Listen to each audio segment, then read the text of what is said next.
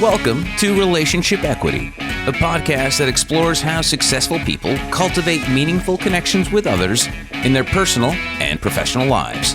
Learn from the stories, insights, and advice of leaders, innovators, and influencers who have built strong bonds with their teams, their customers, their communities, and their families. Here's Richard Walker. I'm back with Mercedes Bidart, the co-founder and CEO of Quipu Bank. She's been sharing her inspiring journey from Argentina to building a fintech platform for small businesses. Mercedes, we discussed your first test case, a successful adult novelty business. How did that experience shape your broader business strategy? You mentioned the importance of data. Can you elaborate on that and your use specifically of AI? Also, how did that initial case lead to the growth of your platform?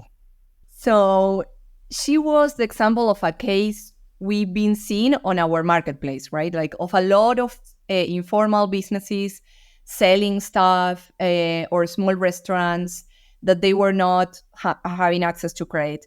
So based on her case, then I think this was November. So in December, we said, we were just in one city at this point, right? Like just really concentrated in one city, in this city that we all moved without knowing anybody.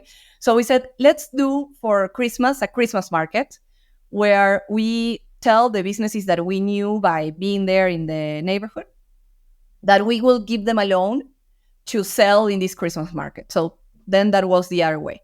But in exchange of the loan, we were asking them to fill out a lot of information. They needed to upload pictures of their products. They needed to log in into the platform, their customers. So they were going customer by customer, asking the people to log in the platform, which now is not efficient. We're not doing that right now, but we wanted to know like what type of information we could gather to understand their business, even if we are not there. Because what happens in a traditional way is that microfinance institutions, to give out a loan to this type of business, they have a loan officer that goes to their house to see the business, and they look for referrals around the neighborhood. So that takes them, a loan officer can serve 30 new businesses per month. That's not scalable, right? So we ourselves wanted to do it 100% digital, the onboarding and the loan application.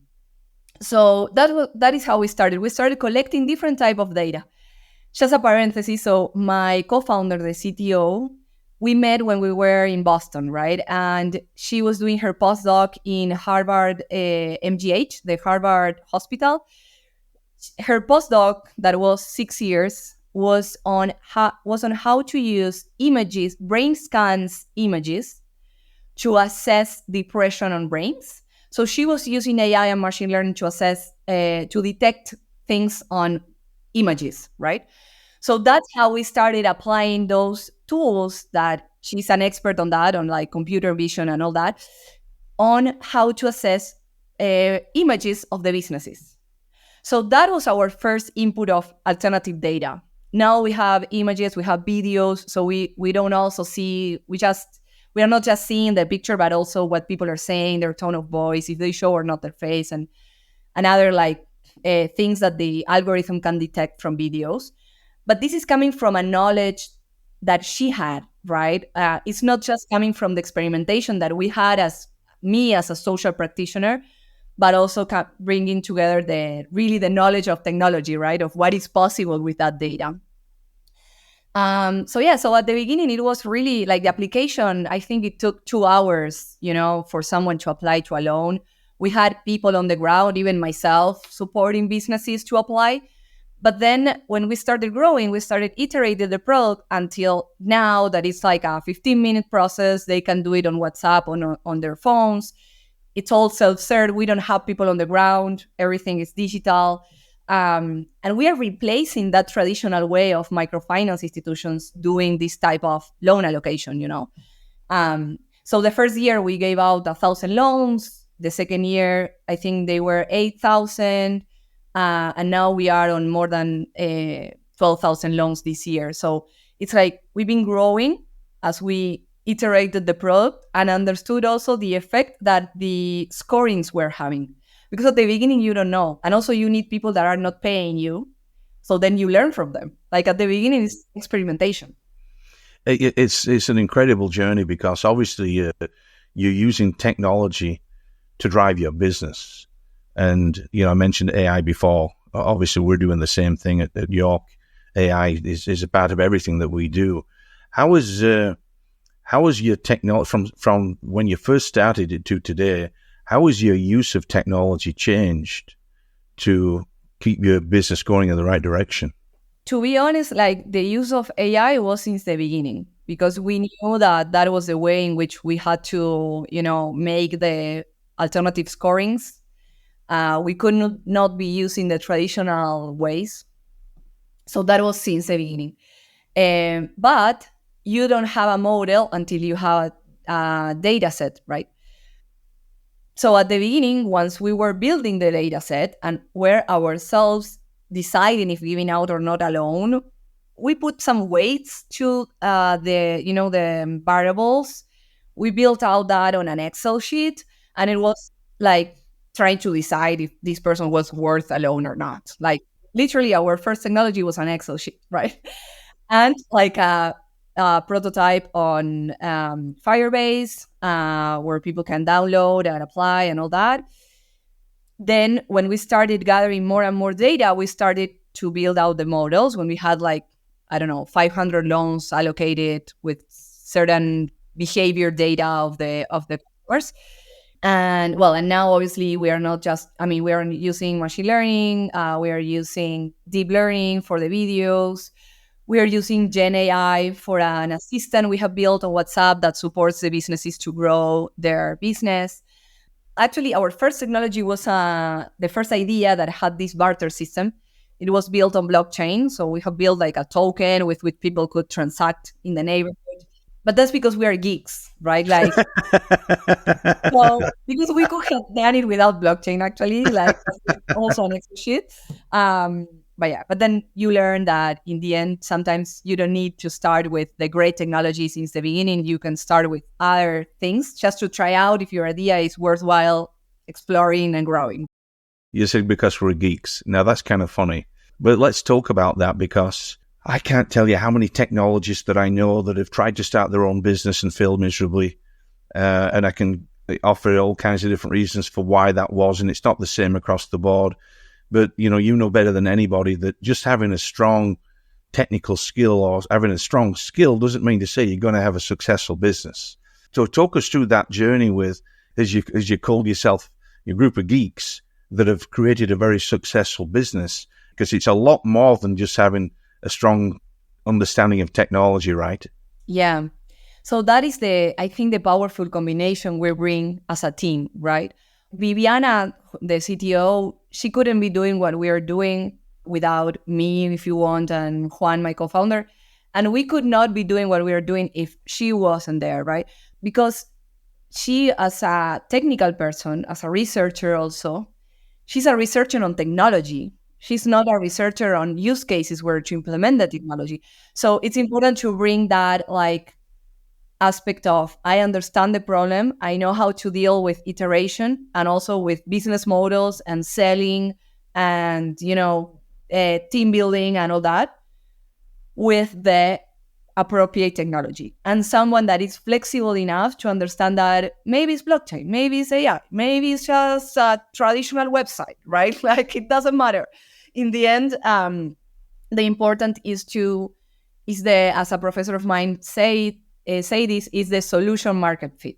Then if behind the solution is the most important or better AI or fancy AI, great. If it is a Google form, that's also great, right? It doesn't matter. In the end, it's like how the solution has a fit with the problem that the market is facing. So how have you when you first started this thing, I'm pretty sure that the use of technology has helped you truly understand who fits into the yes box and who fits into the no box. How successful is your use of technology? I look at one of our programs that we have, and it's truly incredible because I never thought this was possible. We know with a very high degree of confidence, with all the testing that we have people go through that come through our system for our emerging talent program, and they did not go through the traditional education system. Yet we've been able to create a filter that we know with a very high degree of probability they can be successful as a software engineer based on what the system says that they're able to learn and want to learn. So it's a similar concept in that you put people through a filter to see if the things fall into place for what warrants you, whether they, you're going to give them a loan or not. Have you seen the numbers improve through your numerous iterations with this? Or what? I know it's probably an unfair question to ask, but how often are you wrong? Yeah, so we measure success on the behavior of repayment, as you might measure success on what happens with a student after they study with you, right? So if a loan is repaid, then it was a successful decision. But also the other way we measure success is how many people so it's the false positives and the false negatives, right? Like how we are able to grow the amount of people that are good payers and how we are able to decrease the amount of people that were bad payers. So what we do is what it's called a swap set analysis, like comparing one model versus the other one, like model number 9 versus number 10, and seeing like how more people it's included and how less bad payers are included, right? So we want to have more good and less bad. That's like that's what we need as a company. So the way we figure out that is not just on the accuracy of the algorithm, but also on the behavior of our loan portfolio. So now we are having two types of loan portfolio. We have what we call the traditional loan portfolio, which is the one that we know how it behaves and the things that we have already tried out. So type of customers and model that it's like working in a way.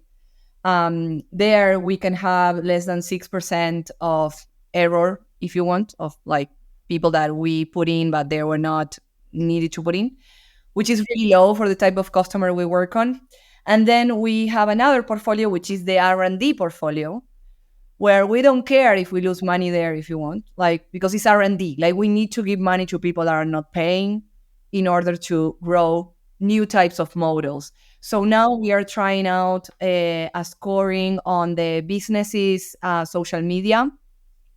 So looking at the Instagram of the businesses, we are looking at the SMS they get on their phones from financial institutions. So all those new scorings, first we try them out in the R&D, and then we take them into like the main operation, if you want.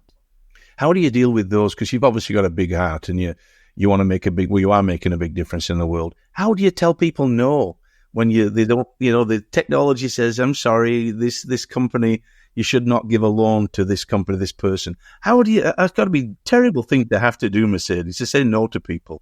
No, and I'm the one in the company that I would give money to everybody. I know, that's why I said that. I'm not in charge of risk. So you delegated that to somebody else? Yeah. There's another, the CFO actually is in charge of risk because I'm not a good person for that. I'm a good seller, networker, and, thinking of the strategy and the solutions, but not for risk. So, so what we're doing now is that we tell them, look, you're not rejected. You are on a waiting list. We cannot give you a loan right now. But next month, when we launch our new model, we will run you through the new model again. And also we will see how you grew. Because of the information they give us, we can run some scores without asking them again the information, like with their ID and that type of things. And here in Colombia, there's something called the open banking, where you can connect with the people's transactions on wallets, on digital wallets. Like, it's as if I could know how much you're transacting on Venmo in the US. So that's also helpful because we can run that again. And if we see that you change your behavior, maybe now you are, we can accept you.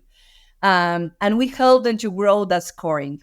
So that's the way in which we are doing now with everything. You're able to give them some constructive feedback with how they need to change their habits more for them to be for them to qualify for a loan. So you're still helping them, because I'm guessing a lot of the people who, for want of a better term, get rejected probably don't understand why, and you can educate them on their business practices for what they need to do differently to have a successful business. Is that pretty accurate? Well, then obviously there's people that we reject because they are fraud, right? Because you can know that they came here without the intention of paying back. So that's something that we really improved on how to detect those people.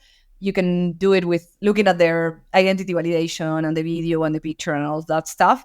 So there's some people that we know they're coming, but they don't want to pay. So that's fraud. But then people that actually they have a business, but it's not suitable now for a loan, then we can help them to grow until a point where they can be suitable for a loan for us. 10 years' time, where is your business? What's going to change in 10 years, Mercedes? So currently, I'm going through a new iteration of the business. Basically, our mission as a company is we want capital to flow into segments that are left out from the financial system, from the traditional financial system. This means we want more money to be in the hands of micro and small businesses that are not able to grow right now in Latin America. That's our mission, right?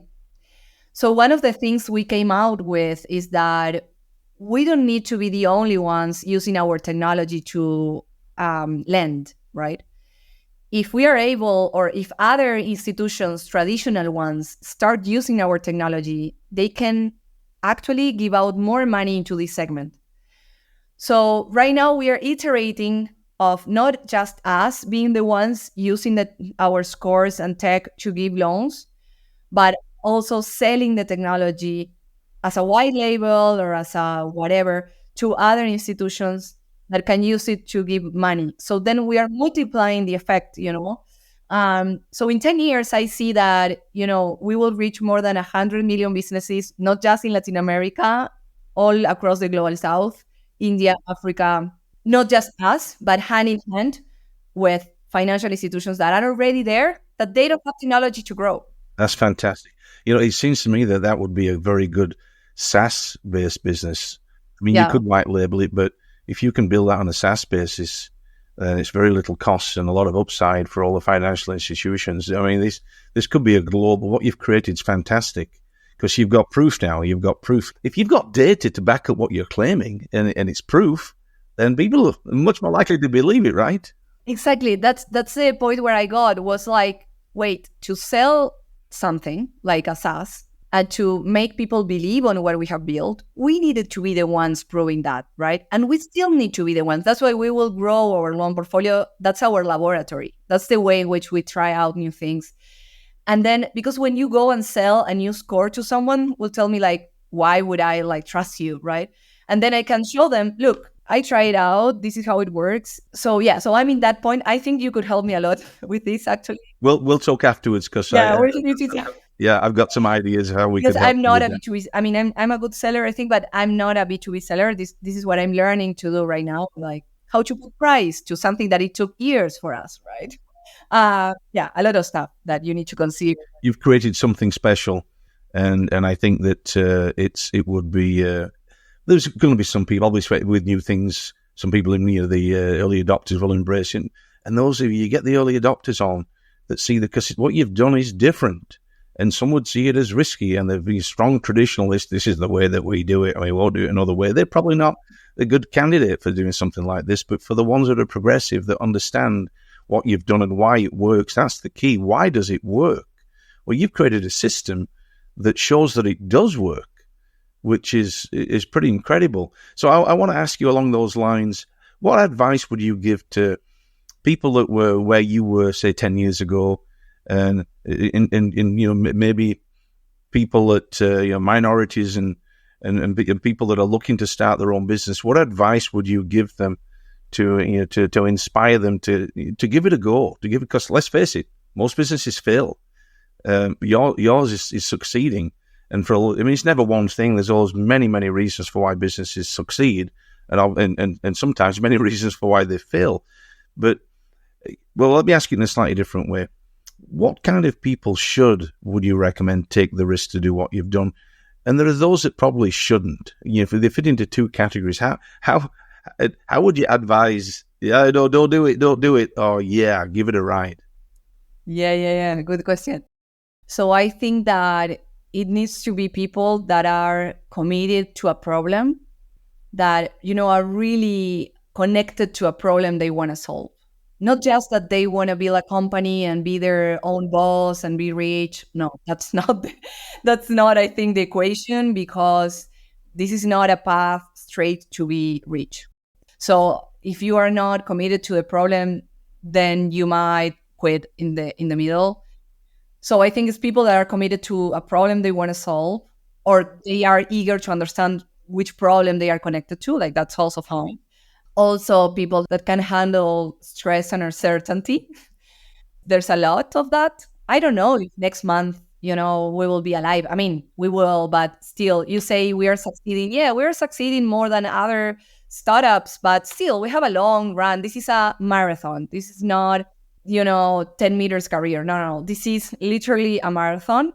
So I think it's just like, being committed with a problem, being resilient, and that you can deal with uncertainty, and being able to manage your own time, because you don't have a boss. You don't have anybody that is telling you what you need to do. It's just like yourself waking up and saying, okay, today I will do A, B, C, because if maybe the business could work, right? If I'm not working all day, but still it's what will take the business, move the business forward, what I'm doing, right?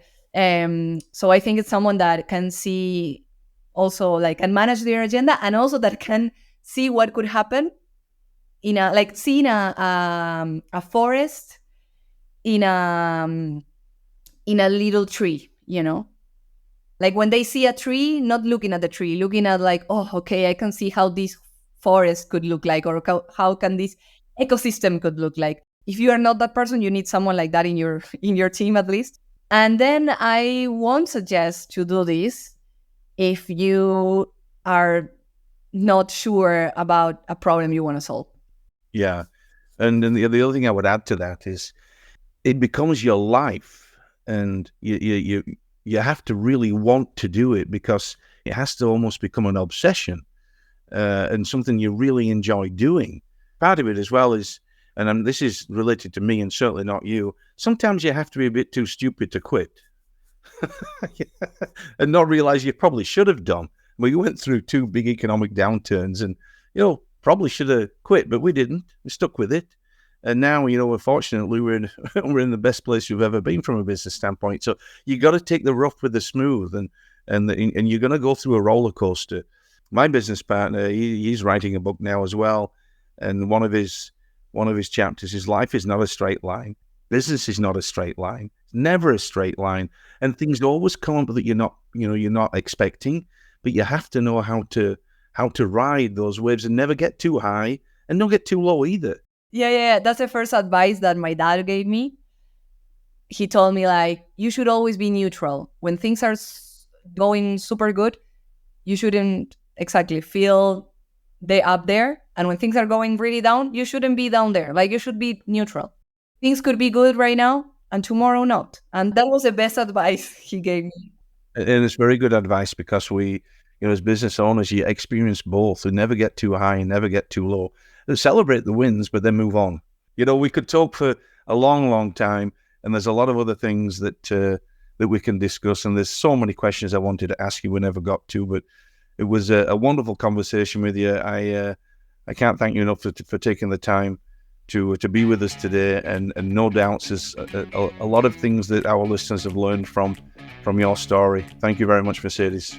I thank you, Richard. And then we will find another time for you to help me. Absolutely. And that's it for another episode of Relationship Equity.